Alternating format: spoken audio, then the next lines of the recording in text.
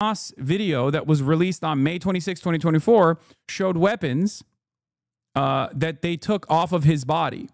And Israel claims that these are not weapons that they would give to the Israeli security forces. Okay? Which is why the speculation is either that he was a Palestinian, he was a member of the PA, like a part of the Palestinian security apparatus that seemingly was operating in the Gaza Strip alongside the Israeli forces.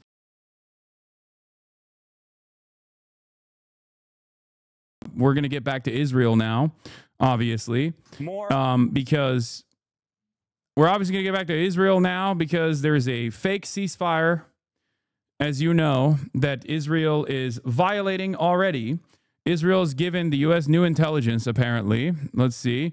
Israel gave the U.S. new intelligence that shows Hamas has access to more bodies than it claims. We don't see Hamas making maximum effort regarding the bodies. We know they can do more, and we don't think anybody should give them any discounts, an Israeli official said. They're most likely still using fake intelligence, as they've done over and over again, in an effort to make it seem as though it's perfectly valid to cut aid into the Gaza Strip, which they have already done so. They've cut the aid in half. Okay? I don't believe Israel even for a brief moment. Okay? I do not believe Israel at all. They are fighters and they are liars. And the UN is now calling on Israel to open the border crossings. Obviously, there's a couple different things that we're going to talk about here, but one of the things that has taken place in terms of the extraction of the slain captives and what the resistance groups have done so far is they said that this would take time, this initiative of finding where the bodies are and then, like, you know, removing the rubble and extracting those bodies, they said would be an endeavor that takes a lot of time. It's understandable. Israel destroyed Gaza. Okay? Israel destroyed Gaza. Obviously, it's going to take a while for people to find even their relatives, let alone the Israeli captives that were killed. Okay? And in the process, yesterday, Hamas delivered 8 bodies. Okay? In the second round, in 4 body batches. Okay? In the second round of 4 bodies that were delivered, okay, Israel claimed that one of the bodies that was released was actually not an IDF soldier. Palestinian resistance source told Al Jazeera Arabic that a body returned by Hamas that Israel claimed was not one of their captives, is actually an IDF soldier, was taken by Qassam fighters in an operation in Jabalia in May 2024. Qassam released a video of it at the time. The identity of this soldier was never publicly confirmed. There's been speculation that the captured soldier was a mercenary rather than an official IDF soldier, but Israel has never publicly acknowledged or identified him. So what's interesting about the second round of 4 was 3 of them were immediately confirmed as Israeli captives. The 4th one, on the other hand, was not. And Israel last night, while we were all sleeping, was going back and forth on whether or not the 4th captive was actually an Israeli citizen or not. Hamas said that the 4th captive who was killed was actually extracted in an operation in the month of May, in May 2024. Okay? Here it is. Al Jazeera source in resistance leadership, operation to capture and drag soldier's body to one of the tunnels was carried out by a Qassam operation in Jabalia camp in May 2024. This obviously is a major blow to Israel's confidence. It's a major blow to the mighty security force that the IDF presents itself as. The very fact that amidst this that the Al-Qassam Brigade was still able to conduct military operations that struck a blow at the heart of the occupational forces while simultaneously extracting the body of one of the slain soldiers is a major ordeal. So in that process, Israel turned around and claimed that, as a matter of fact, the person that they had extracted in that operation in Jabalia camp in May 2024 was actually a Palestinian human shield. Israel does use Palestinians as human shields. Sometimes Palestinians that they've actually kidnapped in the West Bank, that they send over to the front lines in Gaza, and they actually give them some IDF fatigues. Okay? So there's a little bit of confusion on whether or not this was actually a mercenary, that was an armed combatant, that was extracted in this operation and brought into the tunnels, or if it was actually a Palestinian that was being used as a human shield. For those of you that are oblivious to this reality, that is right. A Palestinian human shield is normal process for Israel. Okay? This, weirdly enough, has actually forced Israel's hand into revealing that they use openly Palestinians as human shields. There's been plenty of Haaretz reporting on the matter, as you guys know. There's been plenty of Israeli reporting on the matter. It's called a mosquito protocol. That's what they call it, where they will take Palestinians, they'll apprehend and detain Palestinians in both the Gaza Strip and maybe sometimes even in the West Bank, and they will put them in front of their teams. They will like forcibly handcuff these Palestinian prisoners, Palestinian hostages, and will push them in front of their teams in order to draw out Hamas fighters or resistance fighters. Okay? Someone in Gaza that followed went back to find his father's body that he put in a shallow grave until he couldn't get back to him, and it was safe. And then the IDF had exhumed the body. They're stealing bodies. So we still don't know. We still don't know exactly what happened as far as like whether or not this was a mercenary or whether or not this was a Palestinian. Okay, but that is the case currently. Okay, the identity of the soldier was never publicly confirmed. There's been speculation the captured soldier was a mercenary rather than an IDF soldier, but Israel's never publicly acknowledged or identified him. But what's interesting about this is, fourth body handed over by Hamas, said to be of West Bank Palestinian, used by IDF in Gaza as a human shield. Emmanuel Fabian and all of the Israeli media is openly recognizing the insane practice of using Palestinians as human shields now. Now, of course, the Hamas video that was released on May 26, 2024 showed weapons that they took off of his body. And Israel claims that these are not weapons that they would give to the Israeli security forces. Okay? Which is why the speculation is either that he was a Palestinian, he was a member of the PA, like a part of the Palestinian security apparatus that seemingly was operating in the Gaza Strip alongside the Israeli forces. But the very fact that he had Western gear on implies, because Palestinian collaborators like Yasser Abu Shabab, for example, do not get this level of gear from Israel. This seems to me like it was gear directly given to, this is Western gear, so it looks like it was gear directly given to especially considering that he was in the camp when he was apprehended and apprehended, his body was apprehended and brought into the tunnels. It seems more likely that he was a mercenary.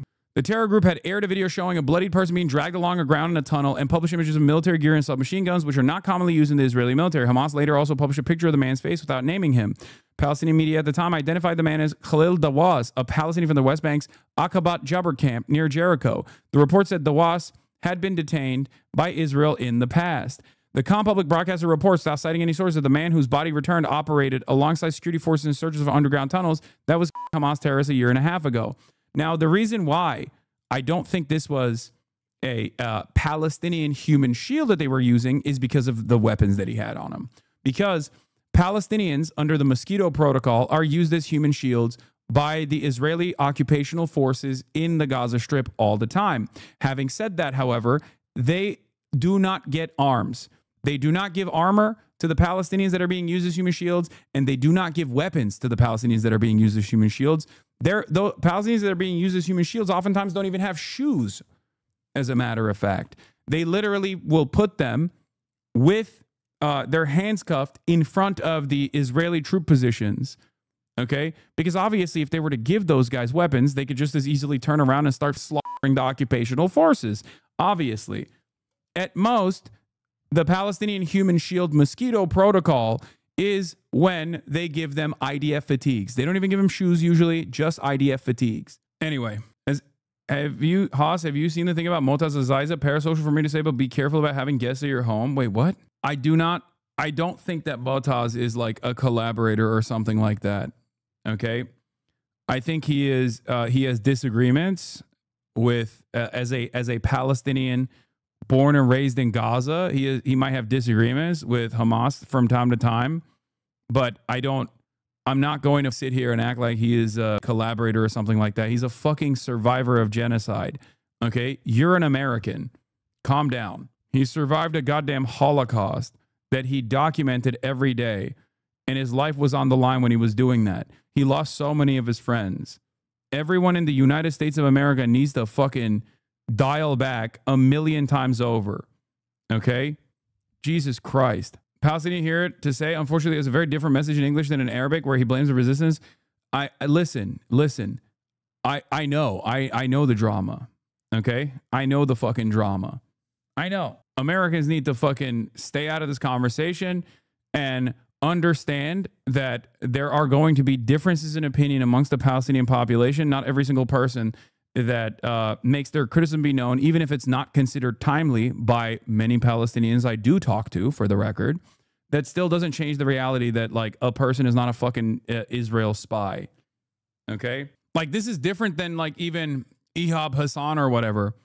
Like, a lot of people that have disagreements with Hamas that still understand that Israel is the primary villain in this situation will oftentimes use any opportunity to disparage Hamas with a Palestinian position. There's different factions at play here. There's different ideologies at play here. Palestine, and Gaza in particular, is obviously a very diverse environment. Okay? Very diverse. There are plenty of people with different opinions there. No one is a monolith. Okay? No people are a monolith. And Palestinians certainly are not monolithic in their approach to governance under Hamas, for example. If that was the case, then Hamas's approval ratings would consistently be much higher in Gaza than it has been. Okay? You need to understand that. It's ridiculous. When you hear people criticizing the resistance in any shape or form, especially if they're Palestinians themselves, unless they're like Ahmed Fouad al-Khatib, who is a fucking Atlantic Council stooge, whose entire purpose is to collaborate with America and Israel and to present himself as a true Palestinian opinion that Westerners want to hear from. Is the reason why it's not an accident that he gets to talk to Jake Tapper, and no real Palestinian that escaped Gaza gets to talk to Jake Tapper. Okay, there is a difference between a person like that, whose primary role and responsibility is to undermine the resistance and defend Israel, versus someone who has disagreements with their own domestic affairs with respect to Hamas or any other faction in the resistance. Anyway, I understand your frustration, but what do you mean Americans shouldn't join the conversation? I thought the point was to engage.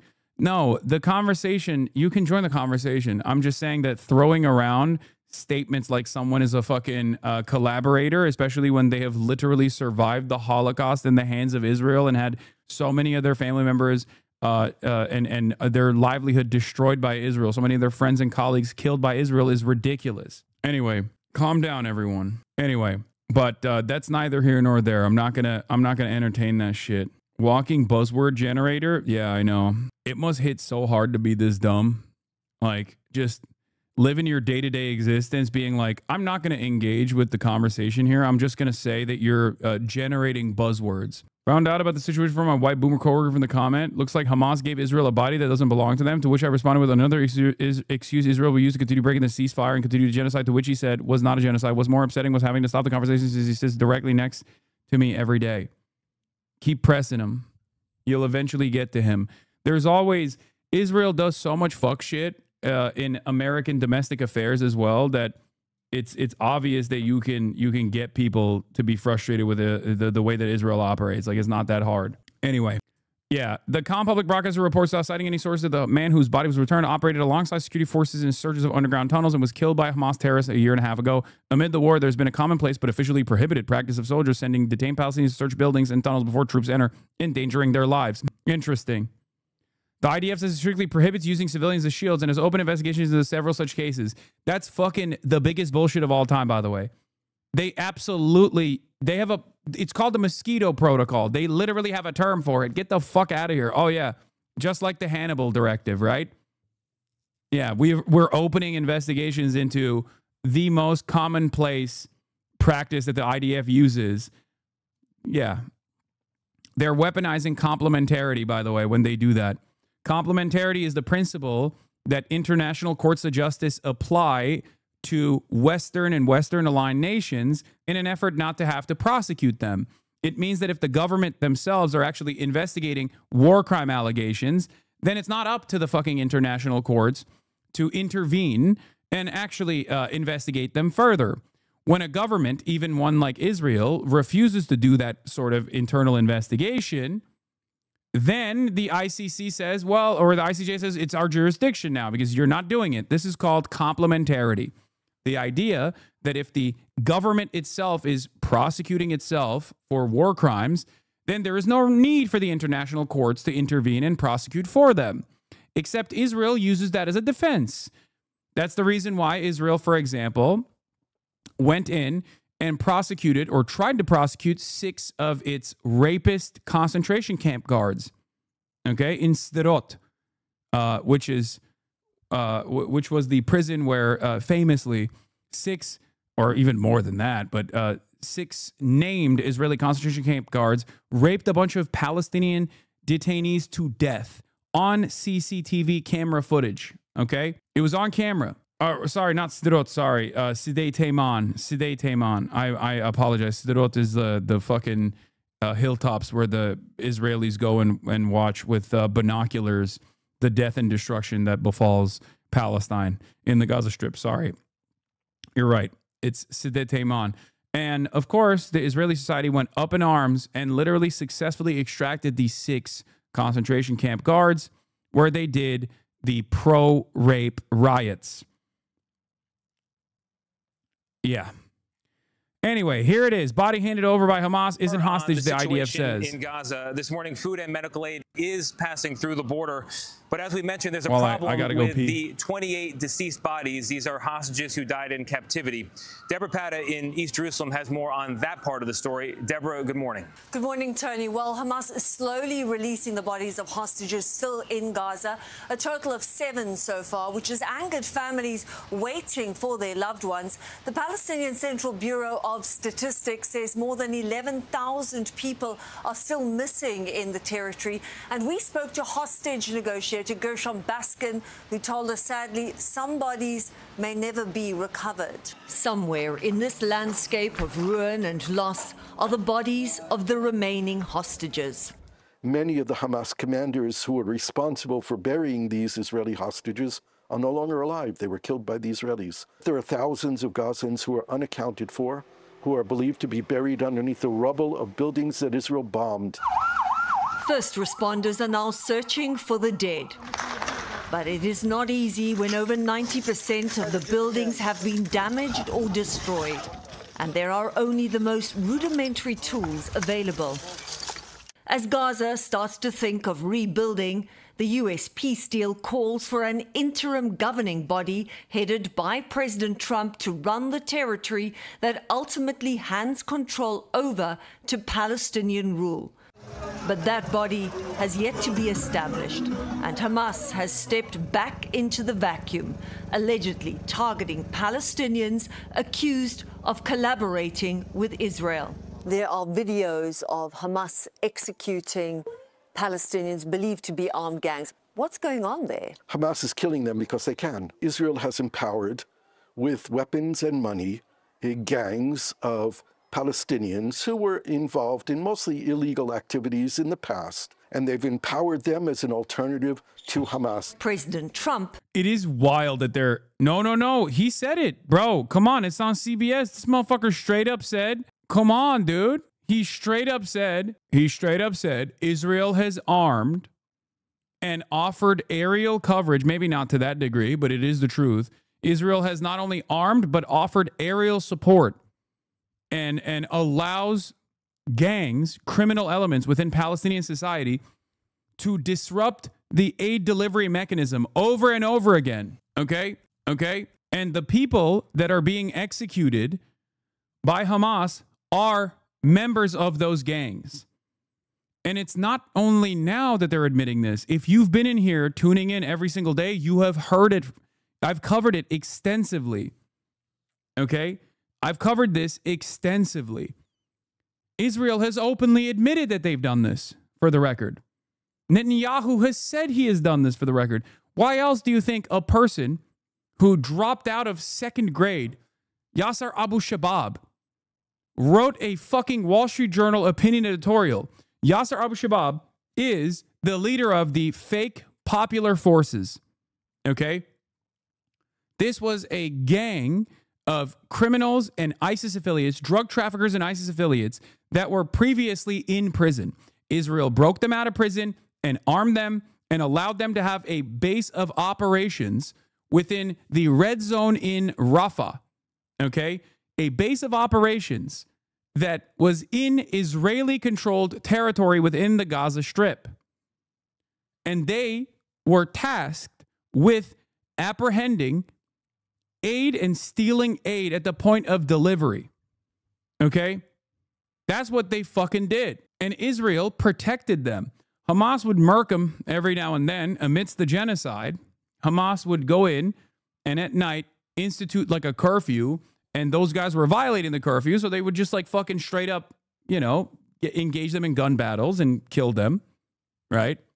And there were many different operations that took place, except now that the territory, 50% of the territory has been given back to the Palestinians, Hamas is obviously restoring control. The entirety of the Palestinian resistance forces are playing a formative role in creating interior security. And a part of that is the truce and the clemency period that Hamas has given to all of the criminal components. Okay, their job right now is to restore order in the recovery process.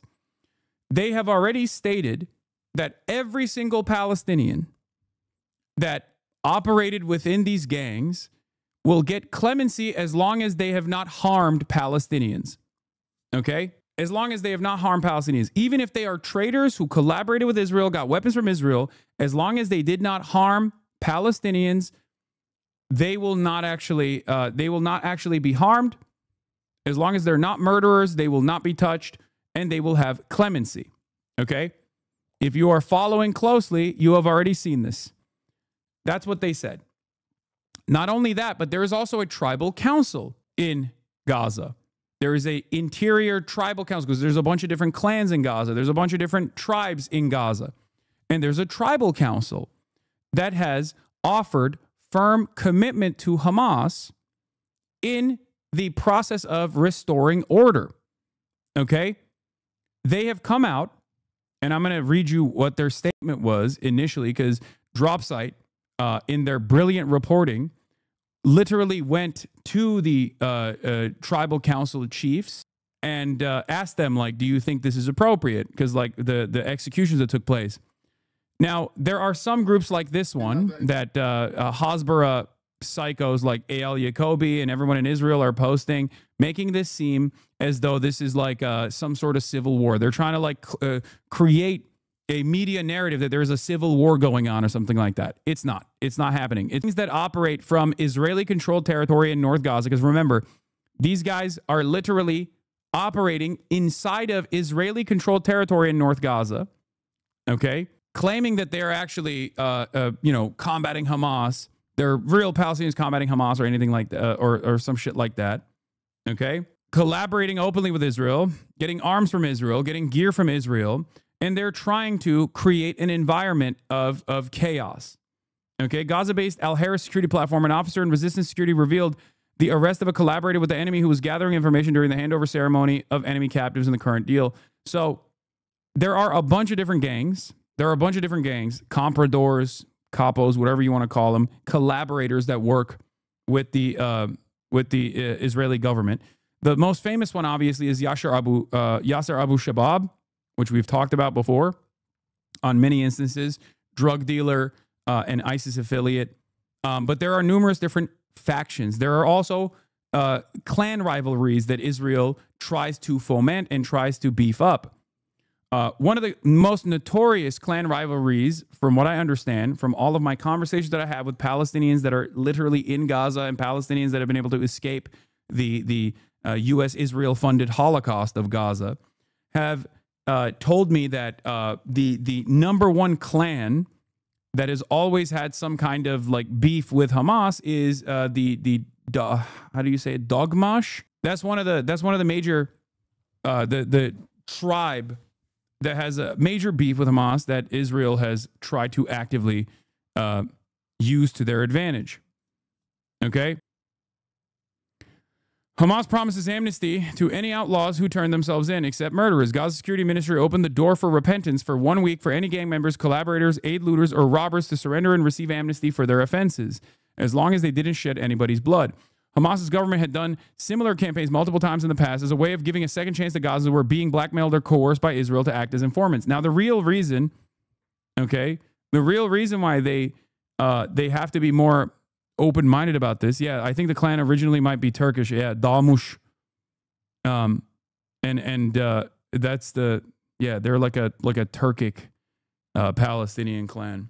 So the reason why they have to be understanding and open-minded here is because if you know anything about the way that Israel forces people's hand into doing heinous shit, Palestinians, into collaborating with the state of Israel, because people ask like, why the fuck are these guys like joining forces with Israel? Some of these guys are assholes. Some of them are ambitious. They want power. They don't give a shit about killing their own countrymen, right? They don't care about Israel doing a genocide. But there are plenty of others, as Hamas and the entirety of the resistance knows, that are either desperate or are being blackmailed by Israel, or in some instances, Israel straight up threatens to kill their fucking entire family if they don't collaborate. This is the reason why they have this unheard of clemency, because in most circumstances, resistance forces, when they are going up against the colonial power, whether it be the IRA, whether it be the ANC, or even the FLN, they oftentimes will just straight up execute anyone who's a collaborator. No clemency, no fucking pardons whatsoever. But because this process has been so brutal, so ruthless, and so ongoing, and such a formative part of Israel, creating a network of collaborators that, while the execution of collaborators is not uncommon, the clemency that Hamas applies in this circumstance is. Okay? So understand that. And yes, the appropriate measure in this circumstance is to obviously properly adjudicate these issues and go through a normal process in a criminal justice system, okay? Obviously, that's the normal process. But if you're a fucking adult or even remotely aware and not oblivious to the ways in which, the ways in which like resistance forces have historically operated, there's not much bandwidth there for them to design a court system instantly when all the fucking ministries are blown up. There's no courthouses. For the Palestinians right now, they're still in war. They're still under a genocidal apartheid forces occupation. They have to quickly restore order so that the recovery efforts can begin. Okay? Victimhood / oppressor fetishist? Are you saying I'm doing that? What, because I have sober analysis on how resistance forces have operated throughout history, given the limited confines that they have? That's why I said Donald Trump's comparison to like what he's doing in Venezuela is not an apt comparison. Even though he was defending Hamas's actions, it is not a fucking apt comparison at all, because America does have a proper investigative authority here before they decide to start lasering fucking boats off of the Venezuelan coastline, okay? Thousands of miles away. It's ridiculous. Traditionally, Israel will recruit as informants Gaza's most vulnerable, cancer patients, other critically ill and wounded Gaza's urgent need of medical treatment, widowed women, gay men, criminals, and fugitives. During the genocide, Israel used starvation as a weapon to coerce and blackmail Gazans into becoming rats for the IDF. Israel also threatened individuals to kill their families or themselves if they didn't collaborate. An amnesty campaign is an ideal way to avoid societal collapse or civil war. People turning themselves in would have to give detailed testimonies of what they did, other collaborators they work with, and the Israeli handlers. Then they are promised to walk free in return. Many of the most notorious IDF proxy gangs, e.g. Abu Shabaab, are currently based deep inside of the half of Gaza that is exclusively controlled by Israel and fully depopulated, making it a challenge for them to turn themselves in for authorities to apprehend them as long as Israel doesn't withdraw from those areas. Israel has been recently using those gangs to create chaos and brew a civil war inside of Gaza, a fake civil war. Okay?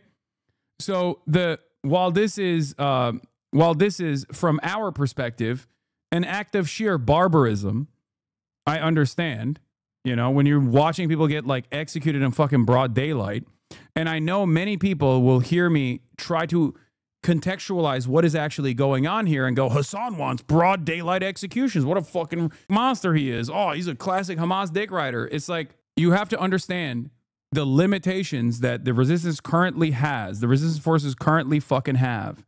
And here is Palestinians themselves, the leader of Gaza's largest tribal assembly, on the executions. Justice was served. We stand heart and soul with Hamas. In a tense exchange on Saudi Arabia's Al Hadath, a channel hostile to the Palestinian resistance, Sheikh Husni al-Mughni, head of the Supreme Committee for Palestinian Tribal Affairs, defended Hamas's execution of men accused of collaborating with Israel and spreading disorder during the war. What is this? The problem, though, is that conditional clemency as a policy does not mean anything if there's no type of adjudication. If someone is caught or turns themselves in either as an innocent or a collaborator who was not a murderer, they have no means of establishing they're not a murderous collaborator. Before some kind of means of adjudication has begun established, the conditional part doesn't mean anything. Yeah, you just have to leave it up to the fucking Palestinians is the point. Like, there's not really anything we can do from over here beyond expecting them to have a normal criminal justice system. My point is, it's insane for us to sit there and be like, I can't believe it. I don't agree with public executions no matter what, Brodagy. I don't either. I don't even believe in capital punishment. What are we talking about?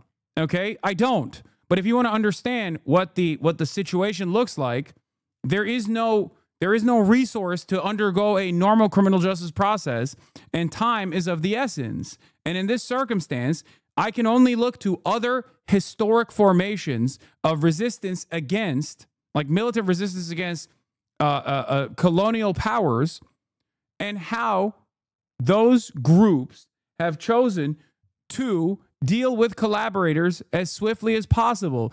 That's why there is a heinous practice known as necklacing that came up in apartheid South Africa. Do you know what necklacing is? It's when the ANC would take collaborators that were working with the white Afrikaners to continue the apartheid regime. They would have tires placed around their necks, doused with gasoline, and then lit on fucking fire. Do you think I agree with that practice? No, of course not. That's fucking insane. Do they have a proper adjudication method to ensure that these guys were collaborators? No, they didn't. Okay. What do you think Kneecap's name comes from? The Irish rap trio. Where do you think the name Kneecap came from? It's a practice called kneecapping, where the IRA would go to collaborators, Irish collaborators, that were working with the British colonial occupation, and would shoot them in the fucking kneecap. Children too, by the way. Not just adults. Literally children as well. Okay? That's where kneecap gets its name from. Yes. This is why I always stress the standard of violence is set forth by the colonial entity, the occupational power. Okay? Yeah, it's not fucking that's kind of whataboutism. No, it's not. It's not. You guys don't understand what words mean. I'm not even saying this is appropriate. Okay? I'm not saying it's appropriate. I'm just telling you what has happened. Please, analysis is not justification. Okay?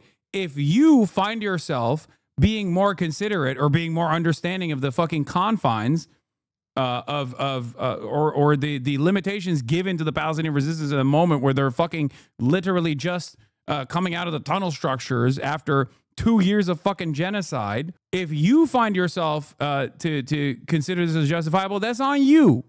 Okay? I'm just explaining to you what has happened historically. Jesus Christ. Anyway, pressed about the absence of courts or due process, al-Mughni, who represents a key voice of Palestinian civil society, said Gaza security forces imposed field justice against gangs that killed, looted, and terrorized dozens of civilians. The accused were long known to the public, he said, adding that they had stolen aid convoys and were disowned by their families under tribal law. Abu Shabab is another great example of this. His own tribe has disowned him. Hamas warned these people several times through mediators and family members to surrender and face justice. Those who did were investigated. Those who resisted fought the police, leading to what happened, he explained. Rejecting al-Haddad's framing of lawlessness, al-Mughni replied, there are no courts now, but when someone murders a 10-year-old child, deserves death or worse. He said that the tribe stood heart and soul with Hamas, calling the executed a deviant, corrupt faction created by Israel. Asked who holds Hamas accountable, al-Mughni said internal mechanisms exist to punish violations, but warned that leaving such justice to rival clans would mean civil war. He closed bluntly, we are fully satisfied. These criminals violated every custom and every tradition while our people died under the rubble. For the record, if you want the full transcript, it also exists here. Okay, but that's the summarization. If you're wondering what took place and wondering how this happened, I'm here to explain it to you. Okay? Security service in Gaza publicly executed Israel's collaborators who were recruited to and used by the Israeli military to steal aid, attack starving aid seekers, destabilize internal front, monopolize goods, damage medical aid, blackmail people, kidnap resistance fighters. Yeah. People are asking for higher standards than y'all have for cops in the States. I know. You always have to. This is not like a fetishization of the oppressed population or giving them unlimited bandwidth to do whatever the fuck they want. This is just a broad recognition of the material conditions that Palestinians are subjected to, and within the limitations that they currently have, as they are trying to implement the recovery process, you still have people that are directly collaborating with Israel to foment civil war. Obviously, they have to be apprehended and detained. It's so fucking crazy. The audacity of Westerners whose greatest fucking adversity is when their Uber Eats delivery driver doesn't actually give them the right chicken nuggets that they purchase from the grocery store, talking about a bunch of people who just withstood a fucking genocide. This is not just a word, okay? Genocide is not a buzzword. How are you any different than the people who come in here and go, oh, there's a genocide going on. Why are you playing a fucking video game? Like, how are you any different than those people if you have this kind of approach? Yes, Donda is the album of the decade says, imagine you're undergoing a genocide and Westerners are telling you how to deal with traitors. This is not something new or complex. Exactly. Yes. And I think a lot of people don't understand that there is like an interior security apparatus that has remained throughout this fucking genocide regardless. There are special forces within the Palestinian groups, Palestinian resistance factions. One of them was the forces that were tasked with protecting the hostages, protecting the prisoners of war, shadow groups, right? They were the Arrow unit that specifically moved through crowds and actually successfully were able to transfer hostages from point A to point B without Israel figuring it out, even though they had 24/7 drone coverage over the entire Palestinian affairs as they carried out their genocide. Like, they were still capable of operating under a brutal blockade, hermetically sealed by the oppressive, nuclear-armed apartheid forces. Anyway, Israel hasn't stopped its firing in this ceasefire, by the way. That's the other side of the story. We're obviously going to be talking about that. Israeli Air Force aircraft killed 2 Palestinians in Gaza this morning who approached clan opposing Hamas in the Shajaya area. Israel is allowing one of the clans that oppose Hamas to remain in the Israeli-controlled area beyond the yellow line for fear of retribution. Palestinian resistance factions. Our message to all criminals and criminal gangs fueled by the Zionist entity and its intelligence apparatus is that there's no place for agents, killers, criminals, or bandits. They will be held accountable. We extend our salute and pride to the members of the Palestinian Security Institution and the Ministry of Interior for their tremendous efforts and valued sacrifices, which are a source of pride for every Palestinian and free patriot. The Al-Qassam Brigades claims this operation deep inside of Rafah from September. Our fighters confirmed the detonation of a pre-planned minefield on a number of military vehicles of the Hummer type, causing enemy soldiers to be killed and wounded. This was when 3 more were injured, including one who was in serious condition. The IDF was investigating a suspicion that a Hamas sniper fired at them before detonating the explosive device during a routine operation on the Philadelphia highway. Our fighters also fired sniper rifles at a number of injured soldiers at the site near Deir Yassin School at the Al Janina neighborhood east of Rafah City, southern Gaza Strip.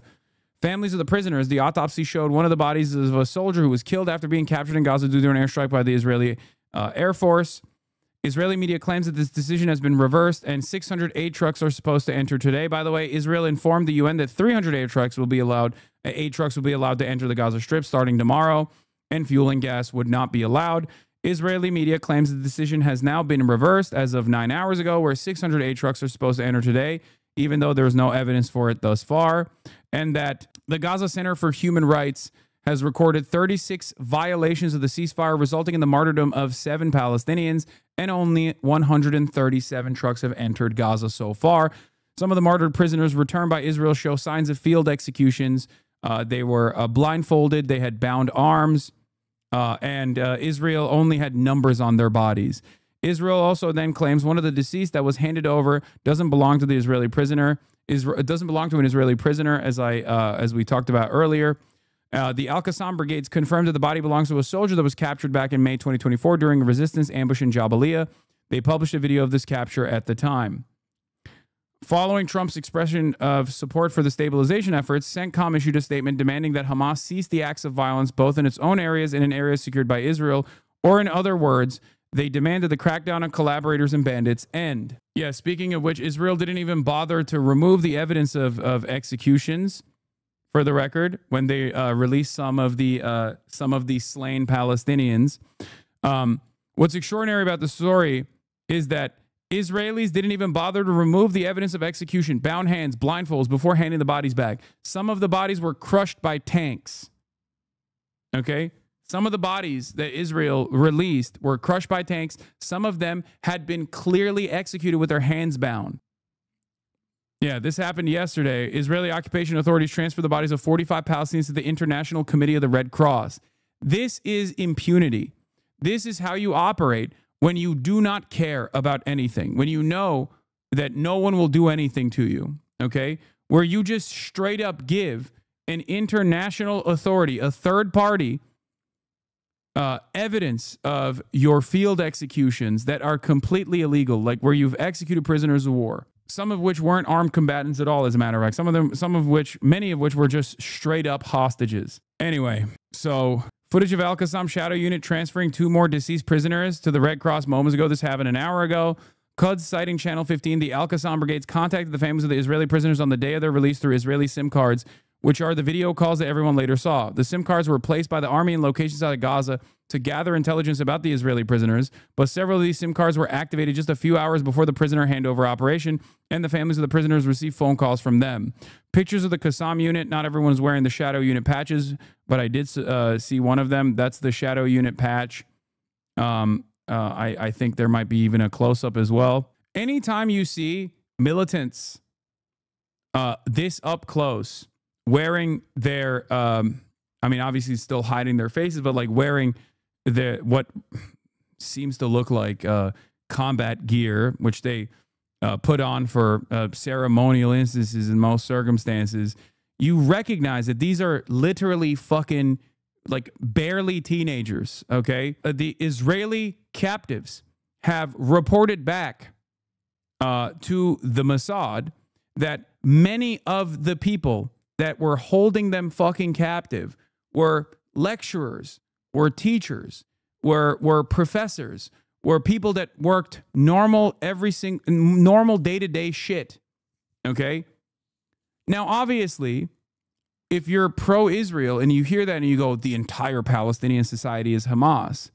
And to me, when I hear that, I think, yeah, no shit. What do you think is going to happen when people are forced to call to arms to defend themselves? Of course, these people don't want to fucking fight. These people don't want to take up arms. Do you think people want to run up to tanks in their fucking flip-flops and dump IEDs that they made from unexploded Israeli ordnance? No, they don't want to do that. They want to be cooks. They want to be teachers. They want to live their fucking regular lives. These are people who have been forced into this position. These are all the orphaned sons, okay?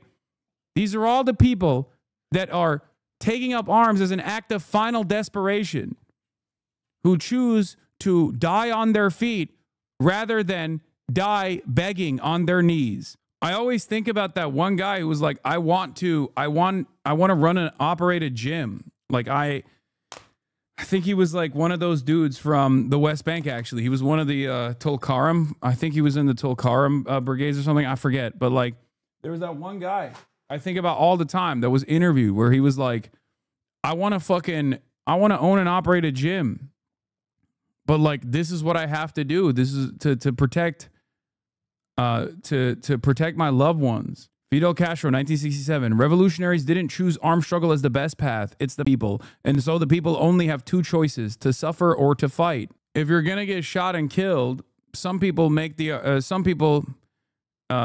decision to at least hold a weapon in the process. Okay? Yeah, here, this is what I was talking about. Freed hostage, Nimrod Cohen said food in captivity ran low when aid to Gaza was blocked, father says. Testimony of the hostages undermines two Hosbert talking points, that there was no shortage of food in Gaza, that Hamas intentionally starved the hostages, but they won't care. They'll keep lying. But also the other one, the other testimony. Oh, this is the older. Oh yeah, he was a Jenin. He was a member of the Jenin brigades, this guy. Refugee camp to speak to a member of the Jenin brigades. Resistance fighters like him were the main target of Israel's recent military assault on Jenin, its biggest in the occupied West Bank for 20 years. This guy, for the record, this is the video I was talking about. This dude, for the record, is literally engaging in, once again, no holds barred, 1,000,000% totally legal and totally moral resistance against the illegal Israeli occupation in land that the international community recognizes belongs to Palestine and Palestinians. This is a person who is in the West Bank. This is not even Gaza, okay? This is a person who is in the West Bank, in his own internationally recognized territory, standing firmly and committed against the illegal and unjustifiable Israeli occupation, okay? Every single step that the Israeli occupational forces take in the West Bank is illegal. Every single step that he takes is perfectly moral, perfectly just, and perfectly legal. Okay?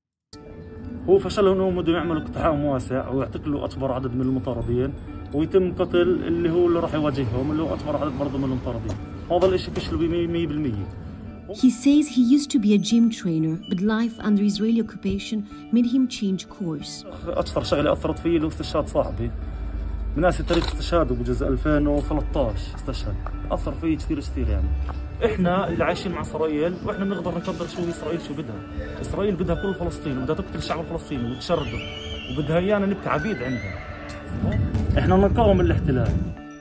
مستحيل اسرائيل تعمل لنا حل ثاني غير المقاومه، انه حل سياسي او انه في هدنه او سلام. مستحيل. هسه لو تجيبي كل السلام اللي بالعالم وتحطيه بدولة اسرائيل راح تلاقيهم ثاني يوم بيعملوا مستوطنات، ثاني يوم بقتلوا، ثاني يوم بيأسروا. يعني بيأسروا نسوان وبنات صغار وشباب صغار اشبال. هو احنا اللي بنطلب من الشعب كله يكون ضد. He says his dream is to see Palestine free so he can lead a regular life. أعيش حياتي الطبيعية وبطش وبروح على البحر. I would live my life. I would live my normal life and go out to enjoy myself. I would go to the beach. And I would do everything I wanted, whatever I desired. Palestine's nature is stunning, and I'm someone that loves to go out and see nature. So I'd go climb mountains and go to the beach.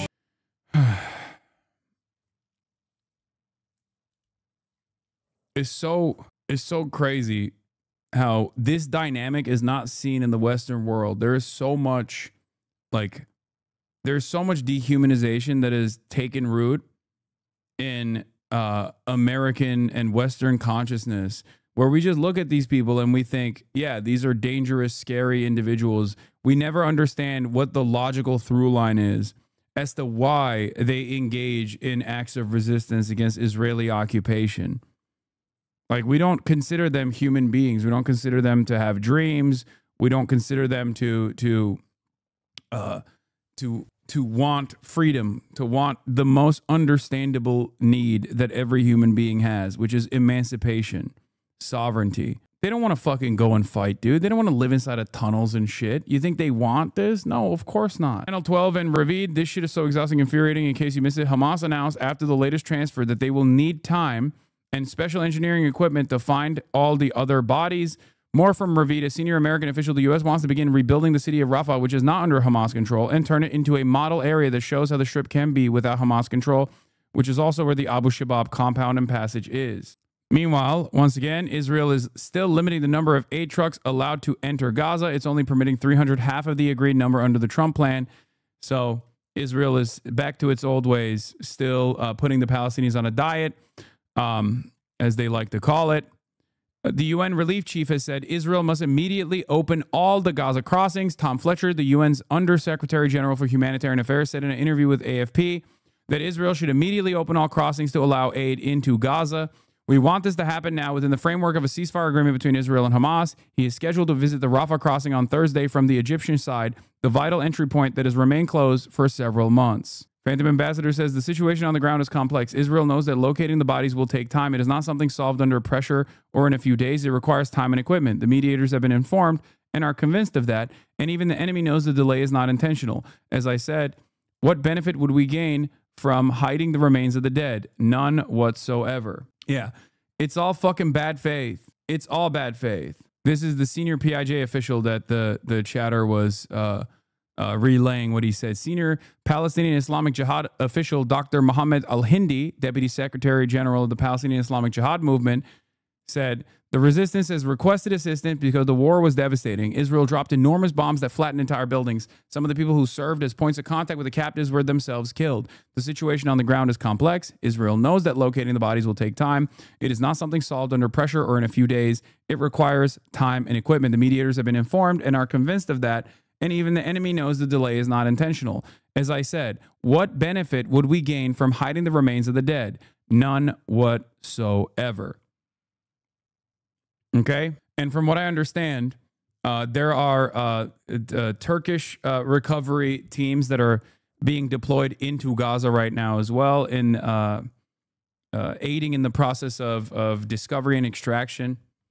So they're working around the clock to get these guys out, to get the captives out, the remains of the captives out, and help the Palestinian population find their loved ones under the rubble.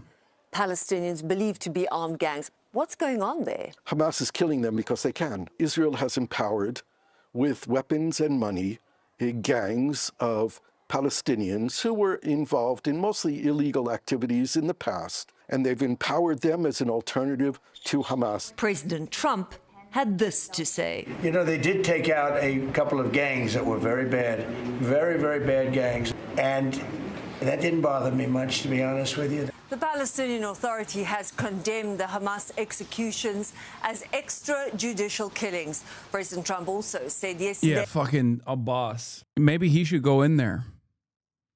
Maybe he should go to Gaza at his wonderful age of like 87 and help with the relief efforts, you know, if he's going to be ruling and overseeing the Gaza Strip. It's so crazy to me that one of the main belligerents here is the United States of America, and the American president is outflanking Mahmoud fucking Abbas, bro. That is crazy. I guess it's not that crazy when you think about it, because, you know, as I've said over and over again, Abbas is like, his approval is less than 7% in the eyes of the Palestinians. Now you know why, okay?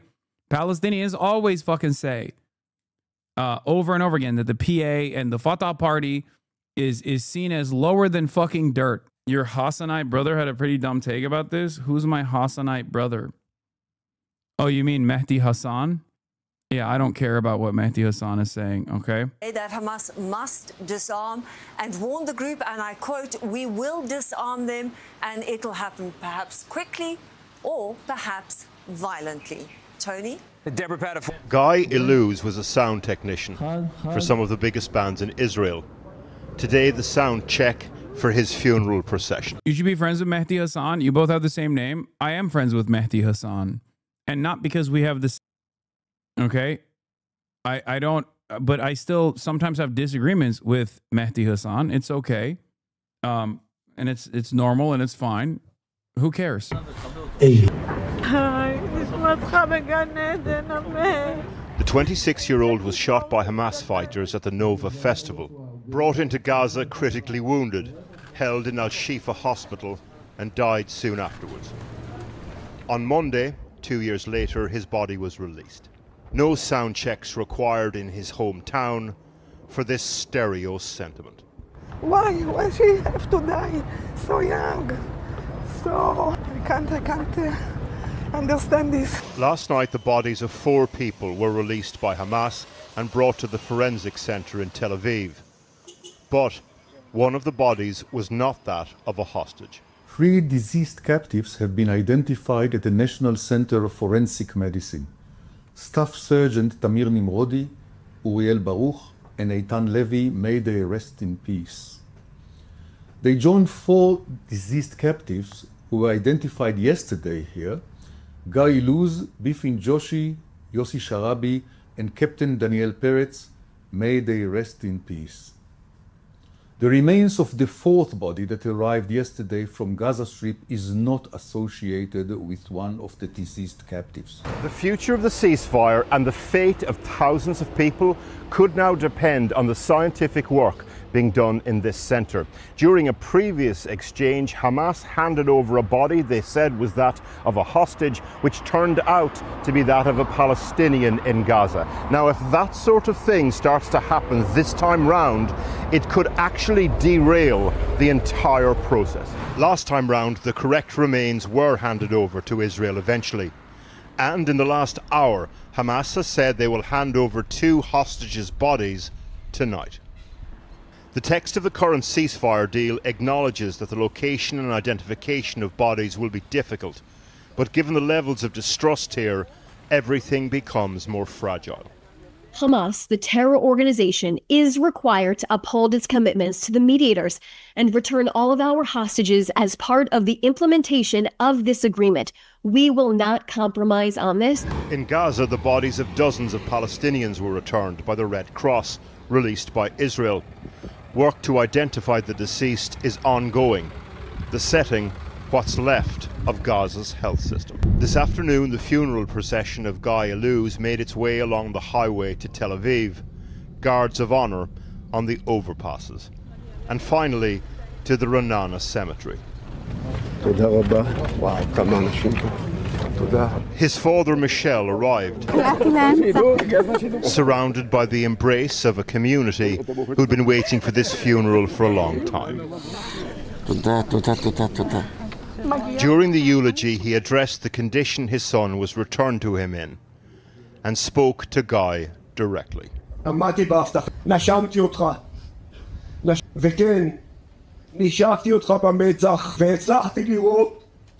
את היופי שלך, גם במצב שבו חזרת אלינו. אוהב אותך גייטוק שלי, בני בחורי אהובי. תנוח על משכבך בשלום. The end was a dignified affair for Guy Iluz and his family. Something so many others during this war can only dream of. Now, Israel has now handed over the bodies of 90 Palestinians to Gaza's health ministry.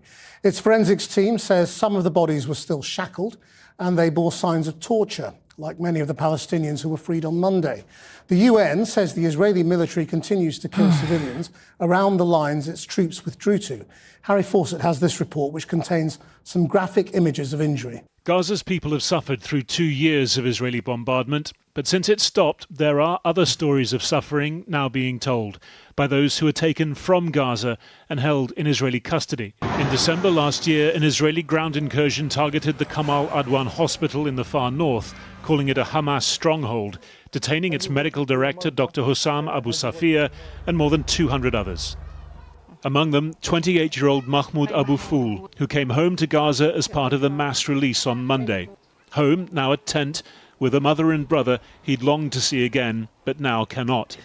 He lost a leg in an Israeli strike in 2015. He says his lack of mobility meant he wasn't able to leave the hospital, where he'd been seeking refuge when it was stormed. After my arrest, they transferred us inside the Israeli territories to detention centres, where I was interrogated.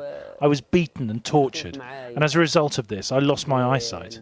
The blows were mainly on my forehead and the back of my head. It happened, he says, at the notorious Sde Teman detention center. He says after one beating, he was left unconscious for 2 hours. When I woke up, I couldn't see well, and soon after that, I completely lost my vision. The treatment was extremely bad and harsh. There was no medical care at all. They only gave me eye drops and ointment.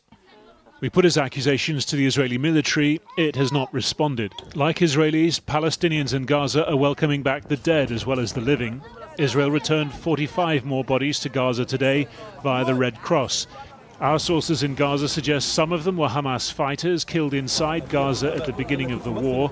Others were blindfolded and handcuffed. Others bore marks suggesting they'd been run over by tanks. The occupation forces had placed some of the bodies in refrigerators. Some of them are clearly identifiable, while others are difficult to recognise. We are waiting for the Red Cross to give us the names of these 45 martyrs. And there were 2 more Palestinians killed today. The Israeli Air Force reportedly carrying out an airstrike in eastern Gaza City, in what Israel defines as a prohibited area near its military positions. Hamas is also killing Palestinians. Yeah, the bodies that they return, the bodies that Israel returned were bound and executed while bound, for the record. As in, they lined them up and they had handcuffed them or zip-tied them and then shot them in the head. Palestinians engaging in gun battles with armed gangs, executing those it calls Israeli collaborators. I don't know if they show this. President Trump says he's okay with that for now, but insists they will, after a period, disarm or be disarmed.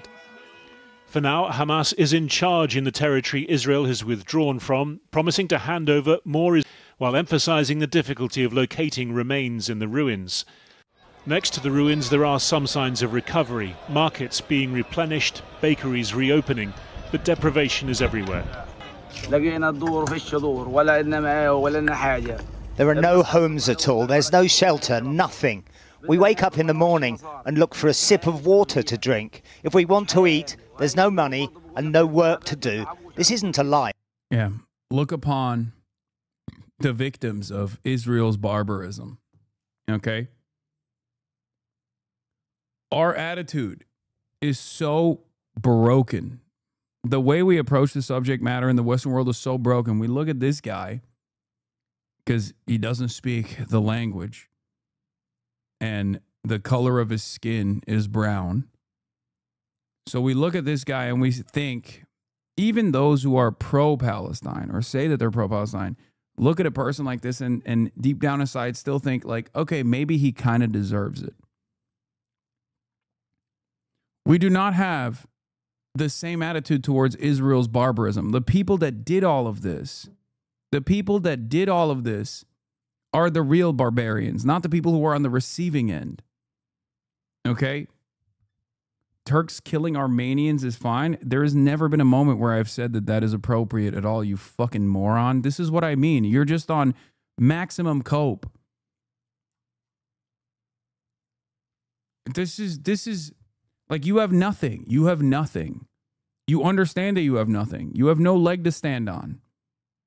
So you have to just turn around and be like, well, now that's whataboutism, by the way, for the record. If you guys want to know what whataboutism is, it's not when you actually compare this current contemporary resistance movement and its actions against collaborators to previous historical resistance movements and their actions against collaborators. Whataboutism is when I'm talking about Israel's genocidal actions and its impact, and someone turns around and goes, what about the Armenian genocide? Which I don't even... I don't even say is fake or anything like that. The implication is that I deny it, right? Because I'm Turkish when I don't. That is whataboutism. The UN says more still than the 600 trucks a day being promised are now needed. Israel now reported to be preparing to reopen the Rafah crossing from Egypt to Gaza to both trucks and Palestinian citizens tomorrow. Well, joining me now is Arab Barghouti. His father is the Palestinian political leader Marwan Barghouti, who is currently still serving 5 life sentences in an Israeli... Yeah. Also, we got new information on Marwan's conditions. It seems that he was actually tortured Marwan Barghouti was assaulted in Israeli custody. Palestinian prisoners' media office said senior Fatah leader Marwan Barghouti lost consciousness, suffered 4 broken ribs after being beaten by Israeli guards during his transfer from Rimon to Megiddo prison in mid-September. The office accused a special Israeli suppression unit of carrying out the assault. Barghouti, imprisoned since 2002 and serving multiple life sentences, was excluded from the October 2025 Gaza prisoner exchange despite repeated resistance demands for his release. On Israel's fear of his release, Marwan Barghouti, imprisoned since 2002, has long been regarded as the most popular Palestinian leader after Yasser Arafat and a rare unifying figure across factions. His influence has made him a central demand in every major prisoner exchange and a red line for Israel, which has repeatedly refused to free him. In August, Israel's far-right minister Itamar Ben-Gvir stormed Barghouti's cell, threatening him directly on camera. That fat fuck. Rights groups have said his repeated beatings, isolation, and public humiliation reflect Israel's fear of his political stature and the growing unity his name inspires among Palestinians. This is Marwan's son, Arab Barghouti. The jail, he is described by his supporters as being the only leader who could win an election outright amongst Palestinians. Thank you for joining us. At one point, it was thought that your father would be released. Can you tell me what happened? I think what happened that the Israeli government has made it very clear with a clear statement and an announcement that they don't want a political solution. They just want the cycle of violence to continue on this land. I think that everyone understands that my father represents a political solution. He's someone who has been a supporter for a political solution, a two-state solution for decades now. We've talked about this a few weeks ago. And this is exactly what the Israeli government doesn't want. Since he's been in prison, more than 800 Palestinians have been released with life sentences, with more, as you know, according to them, more security complicated cases. But with my father, they refused to release him because he has a political vision that is, first of all, accepted by the Palestinian people, trusted by the Palestinian people, but more importantly, accepted by the international community. They don't want that dream.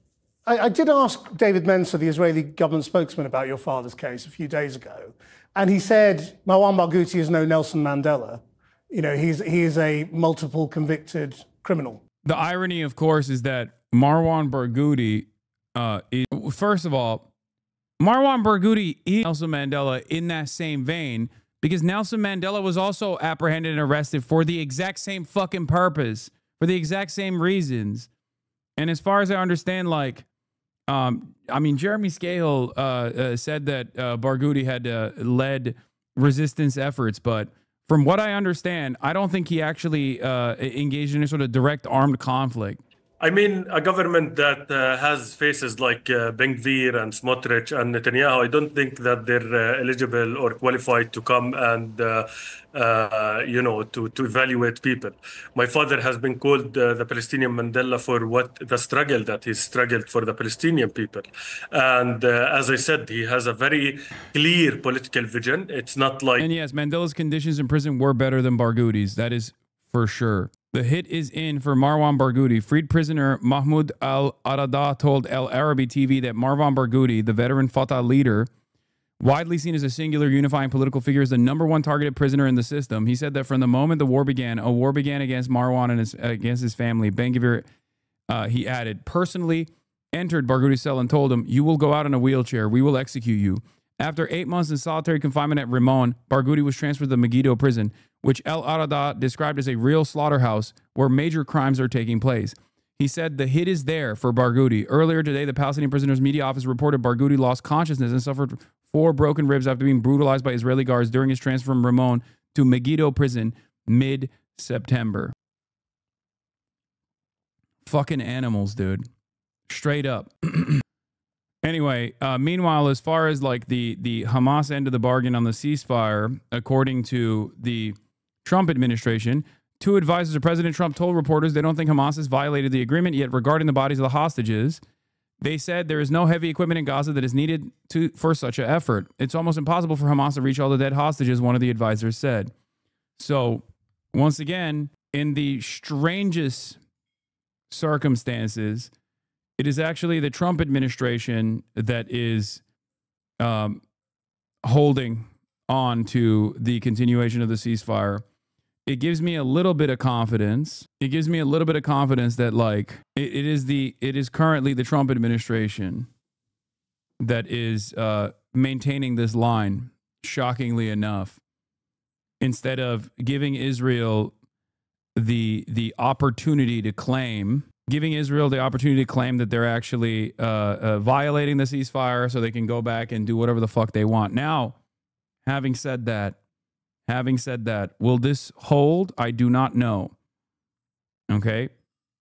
I do not think that this will hold. I worry that Donald Trump will allow Israel to violate the ceasefire in such spectacular fashion that they... Oh, 1 second.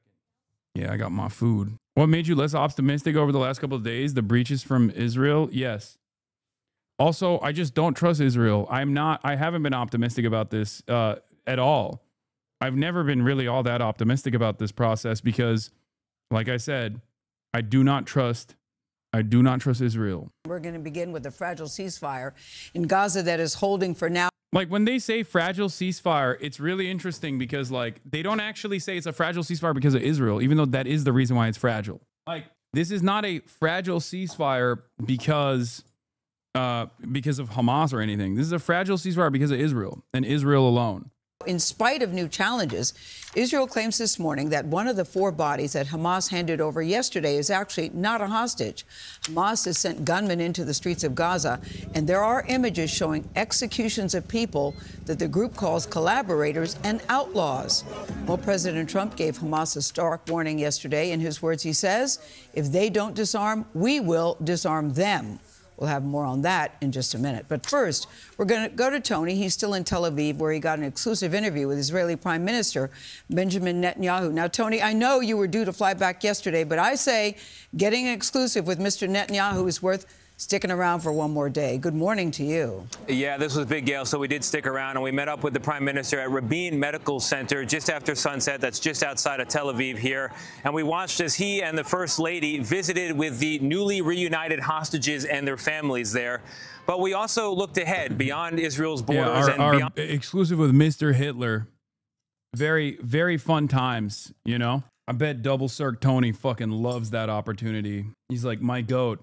My goat, Mr. Adolf. You are so incredible. On this current ceasefire to Palestinians' future. Who is going to govern Gaza? The only names mentioned are Donald Trump and Tony Blair. Is Tony Blair going to be the president of Gaza? I doubt it, but I think that this is a transitional period, and we want to fashion, a governance that works, that is not made of people who are committed to our destruction. Because if we put them there, then we'll just repeat it again and again and again. And we don't want to have the October 7th massacre repeated. How do you de-radicalize the population in Gaza that wants to fight? You've got thousands of young men who have just spent 2 years enduring brutal war or fighting in this brutal war. And on the back of that, how do you de-radicalize Gaza is such an arrogant display of Western chauvinism, but expected from the now Barry Weiss-controlled pro-Israel dish rag that is CBS News, which, of course, Tony DeKoppel was already a pro-Israel actor from the start, if you remember. It's just so unacceptable. How do we de-radicalize the victims of a genocide and not the genocidaires? Incredible. What do you expect from the likes of Double Cirque Tony? Generations of struggle. I think that you have to understand that Gaza is not uniform. There are Gazans who are fighting Hamas and who are saying, we don't want this anymore. And a lot of people in Gaza now know that Hamas has brought catastrophic consequences to them because of its fanaticism. The most important thing in destroying fanaticism is to destroy a certain hope, the hope that the fanaticism will achieve its results. When people know Israel is here to stay, you're not going to destroy the Jewish state. One thing we didn't touch on is the latest apparent disruption in aid into Gaza, because that bit of news came to us after our conversation. But we talked about a lot, and we're going to have more of it at the 7:30 half hour, including what it was like working with President Trump and also what comes next in this fragile ceasefire.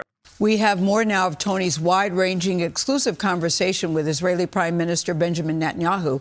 So they spoke at a hospital just outside Tel Aviv, where the Prime Minister and his wife met newly returned hostages and their families.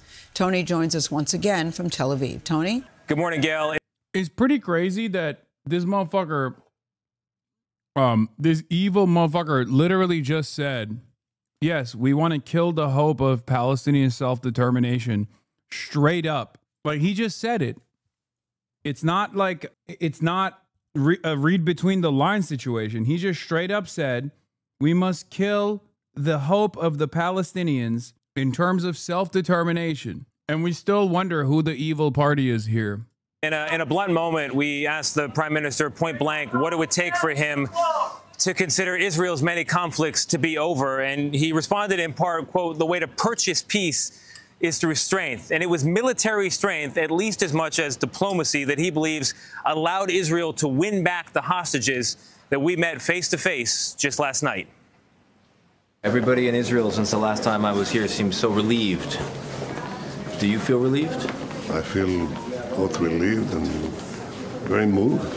We watched late Tuesday as Israeli Prime Minister Benjamin Netanyahu and his wife Sarah moved room to room, visiting 5 returned hostages and their families on their first full day back together. Each described an ordeal of long hours underground, limited sunlight, and scarce food. Avi Natan Or, for example, the partner of another hostage, Noah Argamani, lost at least 60 pounds in Hamas captivity. I'm learning that they didn't lose hope, that they believe that one way or the other will get them out. Now it's a question of whether this moment of hope for Israel and the region can last. Mr. Trump says the war is over, but clearly the war is not over. The IDF is deployed to sections of Gaza still, and Hamas is still on the streets of Gaza. How can you say the war is over? Well, we agreed to give peace a chance. The conditions in his 20-point plan are very clear. It's not only that we get the hostages out without getting our military out, but that we would subsequently have both demilitarization and disarmament. They're not the same thing. First, Hamas has to give up its arms. And second, you want to make sure that there are no weapons factories inside Gaza. There's no smuggling of weapons into Gaza. We also agreed, okay, let's get the first part done. And now let's give a chance to do the second part peacefully, which is my hope. You just mentioned how closely you're working with Donald Trump on this. He took some digs at you, as he often does with people, during his speech at the Knesset. He's not the easiest guy to deal with, but that's what makes him great. Why does he say you're so hard to work with? Well, I hope he says that because I'm very tough on the matters that pertain to my country's futures. It is always the responsibility of the leader of the Jewish state to make sure that the Jewish state is never imperiled with its very existence. That's why I did the things I did. There was a poll that came out recently in America finding that just 14% of Americans under 30 say their sympathies lie with Israel and with the Israeli people. You are losing young people across the political spectrum in America and across the world. Is there a fix for that? I think so. I think the first fix is to finish the war as speedily as possible, something that I have sought to do against all this contrarian propaganda. Of course I want to end the war. Who wants it to continue? I've been to war myself. I've been in battles. My brother died leading the historic rescue at Entebbe for the release of hostages. I'm aware. You have to be crazy to want wars to prolong. So yeah, you just got to buy TikTok. You got to buy TikTok and wage war on information. So first you want to end it. You want to end the war speedily, because in the TikTok age and in the television age, letting wars go on too long is going to cost you precisely what it costs you. There's a real battle on the social media. It's a big battle. Not simple. It is. So it's a battle for truth. A battle of messaging, of ideas. And there's a big idea that the world talks about and that America talks about, the two-state solution, something that you used to talk about, but not anymore. How come?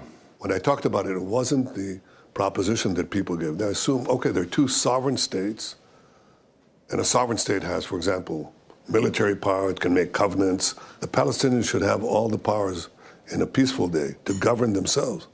but they can't have the powers to threaten our survival. That sovereign power of security must remain with Israel. Because otherwise, the jihadists take over. Iran takes over immediately. And that's what happened every time we vacated territory. The most extreme fanatics came in. And people said to me, but that's not... Do you still believe saying that Israel's most popular day today is, and so on? Yes. Yes. I do not believe that they will be able to recover their approval rating. They will try, but I think given the ways in which they will try through media manipulation and whatnot, it will only invoke more of an aggressive response towards those initiatives. They're far too arrogant and far too fascistic. You know, that's not a perfect state. And I said, you're right, but it's perfectly aligned with reality. So is that a reality you can imagine existing? Well, it's a reality that if you had Palestinian governance that stopped teaching their kids to destroy the state of Israel, obviously if you have that and they educate them for peace, then I think you can have a different reality. But even under that reality, this could take generations. Israel has to be in control of the military power to prevent our destruction. And I'll add just one more thing, guys, as I toss it back to you in New York. Just before we started rolling on that interview, I mentioned to the Prime Minister that his obituary, after the success of the last few days, will look very different today than it would have looked like 2 years ago.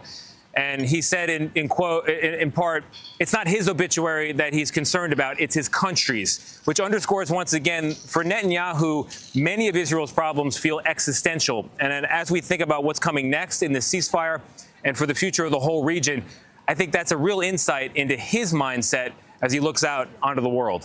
Tony, well done. I know that new information is coming. Brother, you're an American citizen. I understand the zealotry of a convert, which Tony is. That's why we call him Tony Double Circ, because he got an adult circumcision after converting to Judaism. But god damn, dude, get his dick out of your fucking mouth. It's just like, is this his attempt to try to rekindle his former relationship with his previous Israeli wife? Is that what happened? For those of you who don't know, Tony had a Israeli wife. Only reason why we know all this, by the way, is because he volunteered this information, for the record. He married an Israeli woman, had kids with an Israeli woman, and in the process of that marriage, he literally went and converted to Judaism and got a second circumcision, an adult circumcision, and his wife still divorced him and took the kids to Israel, from what I understand. He's now married to someone else after all that work, man. Now, minute by minute, but